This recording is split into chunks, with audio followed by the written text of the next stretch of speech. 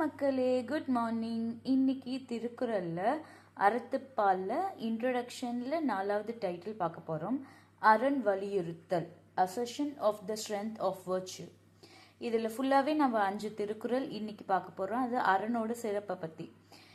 அதில் ஃபஸ்ட்டு குறள் மீனிங்கோட பார்த்துடலாம்.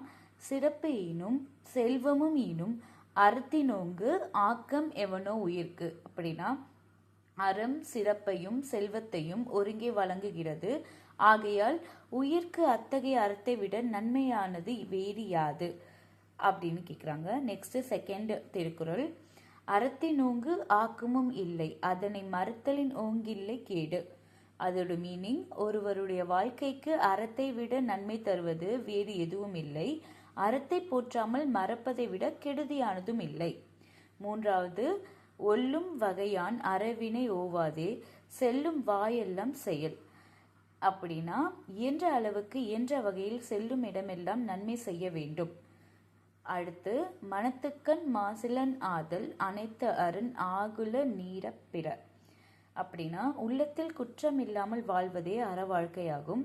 மன தூய்மை இல்லாத மற்றவை ஆரவார தன்மையுடையவை ஆகும். ஃபைனல், அழுக்காறு அவாவெகுளி இன்னாச்சொல் நான்கும் இழுக்கா இயன்றது அறம். அப்படின்னா பொறாமை, ஆசை, சினம், கடுஞ்சொல் ஆகிய இந்த 4 குற்றங்களும் இடம் கொடுக்காமல் தவிர்த்து வாழ்வதே அறமாகும். ஸோ இப்போ இதில் எனக்கு ஃபேவரட் வந்து லாஸ்ட் ஒன் தான்.